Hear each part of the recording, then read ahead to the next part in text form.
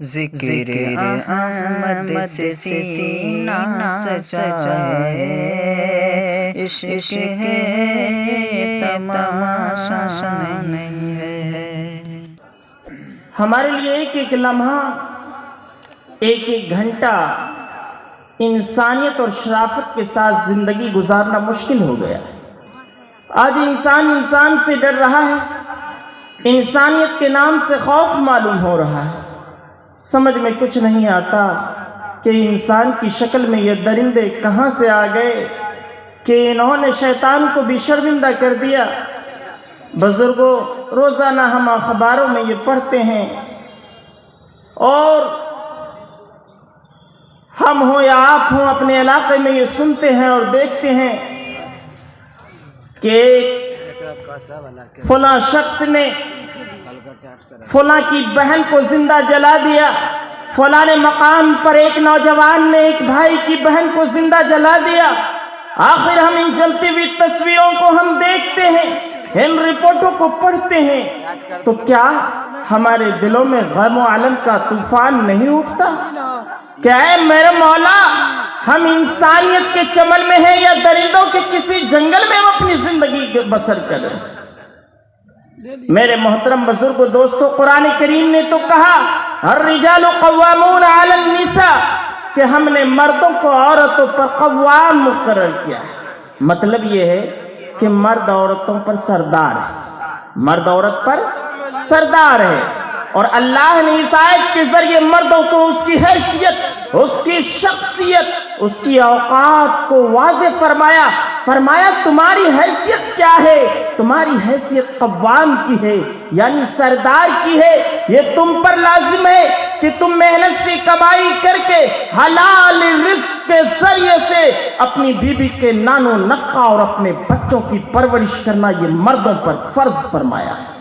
بازار جانا، وہاں سے سامان خرید کر لانا، کپڑے خرید کر لانا، سبزیاں خرید کر لانا، یہ عورتوں کی ذمہ داری نہیں ہے بلکہ مردوں کی ہے۔ عورتیں وہ گھر سنبھالے، مرد دنیا سنبھالے، لیکن آج الٹا ہو گیا۔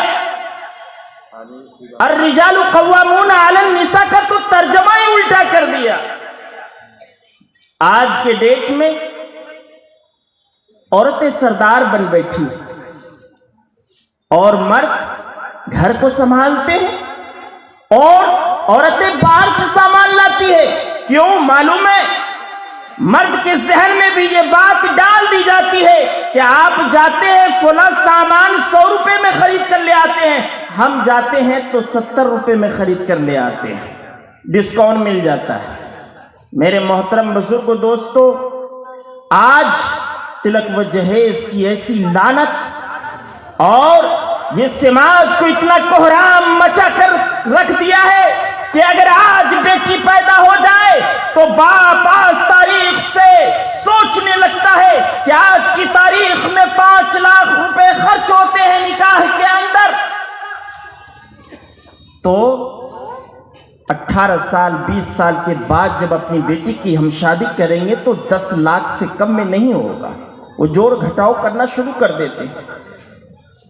میرے محترم بزرگوں، دوستو، آپ کو میں بتاؤں، جناب قاری فانی بدایوں صاحب جو بہت بڑے شاعر تھے، جب انہوں نے اپنی بیٹی کی شادی کی، اب تو مثال باہر کی دینے کی بھی ضرورت نہیں ہے، ہمارے اور آپ کے گھر میں ہی ہے، لیکن میں بتا دوں کہ جناب قاری فانی بدایوں صاحب جب انہوں نے اپنی بیٹی کی شادی کی اور تمام جہیز سے آراستہ کیا اپنے داماد کو، جب جہیز کم پڑ گیا تو جناب قاری فانی بدایوں صاحب جس گھر میں رہتے تھے انہوں نے اس گھر کو بیچ دیا اور ان کے رقم اپنے داماد کے حوالے کر دیا۔ جب بیٹی رخصت ہونے لگتی ہے تو باپ اپنی بیٹی کے کان میں یہ کہتا ہے، بیٹی تم اس گھر سے جا رہی ہو، دوبارہ اس گھر میں مت آنا، اس لیے کہ تمہارے نکاح کے جہیز کے ساتھ ساتھ ہم نے اس گھر کو بھی بیچ دیا، تمہارے نکاح کے جہیز کے ساتھ ساتھ ہم نے اس گھر کو بھی بیچ دیا ہے۔ بیٹی روتی ہے، پیٹتی ہے، ہانپتی ہے، کانپتی ہے، مگر مجبور آخرکار سسرال چلی جاتی ہے۔ चंद दिनों के बाद इत्तला मिलती है, खबर मिलती है कि उनके जालिम ससुराल वालों ने उसकी बेटी का कत्ल कर दिया। ये खबर जब बेटी के बाप को पहुंचती है तो बेटी के बाप जनाजा पर आते हैं और ये शेर पढ़ते हैं, अब आया याद, अब आया याद, ऐ याराने जा इस नामुरादी में, कफन देना तुझे भूले थे हम सामान्य शादी में, सब कुछ दे दिया था तेरे जहेज में, सब कुछ दे दिया था तेरे जहेज में, 2 गज कफन का टुकड़ा भी दे देता तो क्या फर्क पड़ जाता, कम अज कम इन जालिमों ने जो कत्ल की है कफन अपने बाप की तरफ से मिल जाता।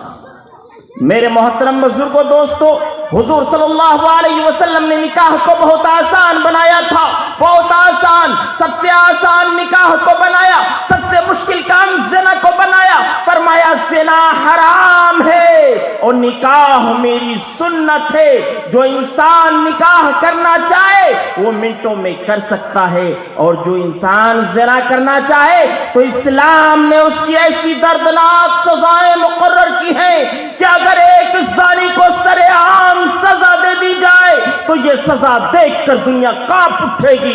दूसरे हैवान, दूसरे नौजवान को कभी ज़िना करने का तसव्वुर तक नहीं होगा। लेकिन आज हमारा मुआशरा उल्टा हो गया, निकाह मुश्किल, ज़िना आसान हो गया।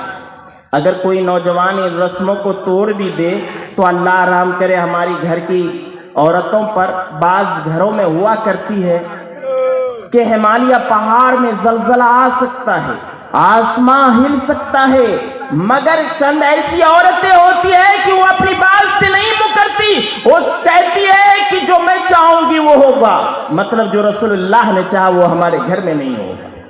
मैं कहता हूं कि आज के डेट में जो निकाह हो रहा है, निकाह हो जाने के बाद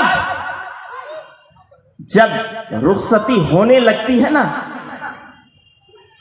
तो लड़की की गाड़ी की तरफ तो निकाह रहती ही है और फिर पीछे भी रहती है कि इसका सामान कितना है, वो जो गाड़ी भेजे थे वो भरा हुआ है या नहीं है।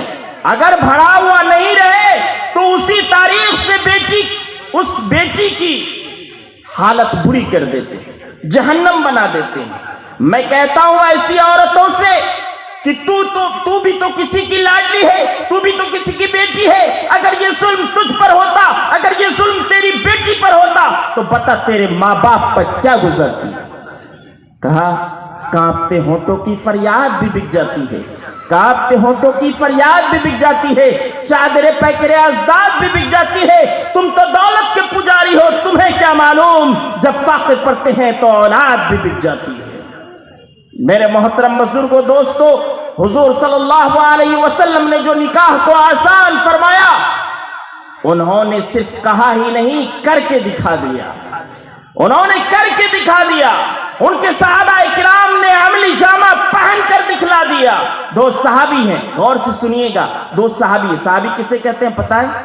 सहाबी कहते हैं जिसने ईमान की हालत में हुजूर सल्लल्लाहु अलैहि वसल्लम को देखा हो और ईमान की हालत में उसकी वफात हुई हो, उनको सहाबी कहते हैं। 2 सहाबी है, रास्ते में टहल रहे हैं, जैसे हम लोग सुबह में टहलते हैं वैसे 2 सहाबी हैं, जा रहे हैं। एक ने दूसरे से कहा, मतलब एक सहाबी ने दूसरे सहाबी से कहा कि फला घर में एक लड़की है, सुनने में आया है, बड़ी नेक है, तहज्जुद गुजार है। कहा तुम कहना क्या चाहते हो? कहा कि मैं उससे निकाह करना चाहता हूं। कहा वाकई सच कह रहे हो? कहा मैं वाकई कह रहा हूं, मैं सच कह रहा हूं। तो क्या मैं बात करूं? कहा बात किया जाए। अब देखिए दोनों साथी हैं, बात चलते में हुई है, लड़की का घर सामने आ जाता है। अब उनका दोस्त लड़की के घर जाते हैं, खटखटाते हैं, दरवाजा खटखटाते हैं। दरवाजा खटखटाया तो अंदर से लड़की के बाप निकले, सलाम कलाम हुई। सलाम कलाम जैसे ही होती है फरमाते हैं किस मकसद से, आइए बैठिए। बैठा, मकसद बताया। कहा कि वो मेरा साथी है, आपकी बेटी से निकाह करना चाहता है, आपको पसंद है या नहीं। कितनी साफ गोयाई, आज ऐसा होगा? नहीं हो सकता।